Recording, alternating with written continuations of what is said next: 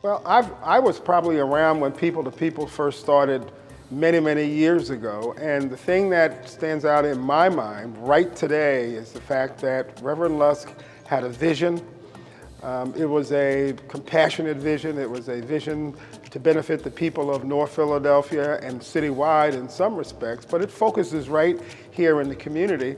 And he has stuck with it for all these years, and here we are 30 years later.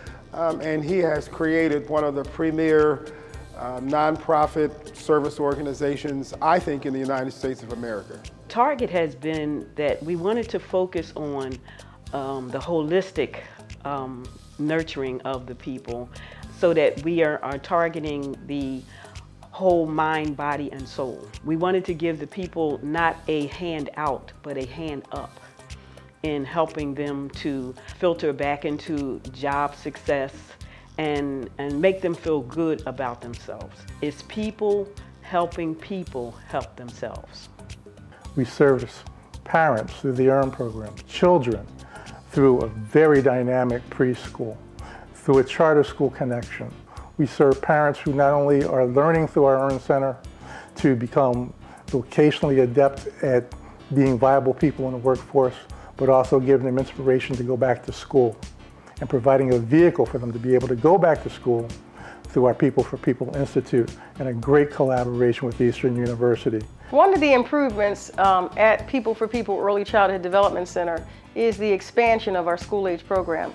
I am very excited. Just about 2 weeks ago, we learned that our program is expanding. So now we will be able to serve school-age children from age 5 to age 12.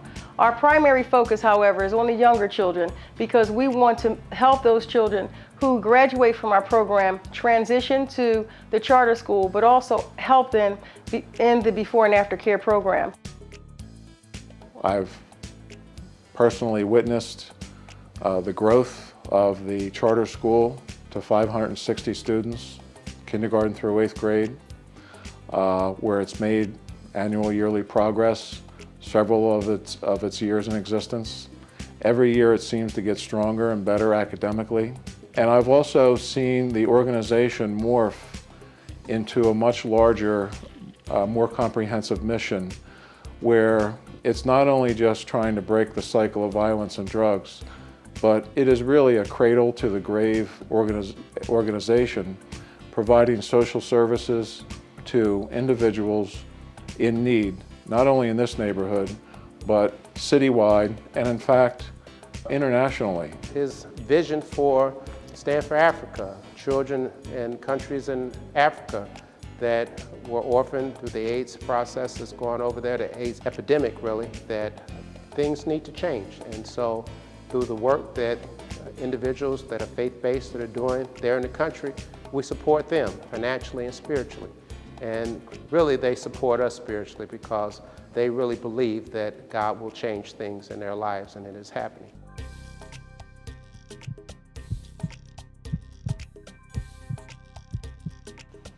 Hi, my name is Elaine Russo, and I am the director of the Hope Pregnancy Center, a center that was founded by Pastor a few years ago because he realized that we are living in an inferno right here in the city of Philadelphia, where the problem of abortion is not something that belongs to the newspaper or to statistics, but that it's actively affecting our folks, our community. And so he thought, well, I can't just step back and do nothing. Lives are at stake, and something needs to be done. For me, that is perhaps one of the most inspirational things that I seek to emulate from our pastor, that it's not okay to have bystander apathy when there are real needs around us.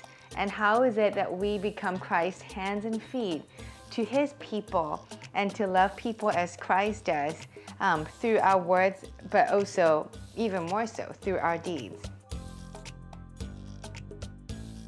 The whole triangle, you know, I don't know if people remember, but several years ago, Pastor, when we had that first celebration after we cleared up the land, that's the first time I ever seen Pastor cry, by the way. He prayed almost 20 years for that land.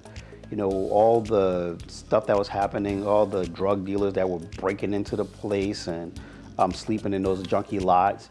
We cleared them, got the tanks out, and now that dilapidated land is now going to become now another oasis, another spark for the community. 12,000 square feet of retail, 4,000 square feet of office space for Project Home, and then 55 units of affordable housing. People who want to live in this neighborhood, who would have been forced out because of all the changes, can now live in the neighborhoods that they grew up with. That's what we're about. I think what Reverend Lusk has here at 800 North Broad Street is integral to the entire community. When I got down, I fell down on my knee and prayed, never thinking that 30 years later, people would make a big deal out of it. Well, I missed his real progressive time from the start to where he got to when I came back in 2006 when I retired from the Chiefs. I saw him when I was in Kansas City, but I didn't really get to witness and feel and evaluate what he'd already done and was doing in Philadelphia. So we reunited at that time, and I went down and I visited the center and those kinds of things, and was at different functions with him and got involved in helping him raise some money and made a contribution myself. And I have never been around an NFL player out of football that has ever done what he has done. In fact, I think it's the most overlooked accomplishment in Philadelphia by any athlete at any time. You know, what he has done down there for so many people, for all the right reasons, at the right time, without any selfish intent in any way other than to do what he always wanted to do, help people and guide them. It's spectacular. I mean, I don't know any other way to describe it. The success of our city and the future of young people in our city is largely dependent upon the work that's done by People for People and other groups like it. Now, People for People is, in many cases, light years ahead of many other organizations, but they're all important, but People for People is leading the way and really serves as an example, a kind of a role model. I think it would be really, really wonderful if Reverend Lusk and People for People actually could box and categorize and create almost a model for how this is done around the country, because the community really needs its faith organizations to be organized in such an effective way.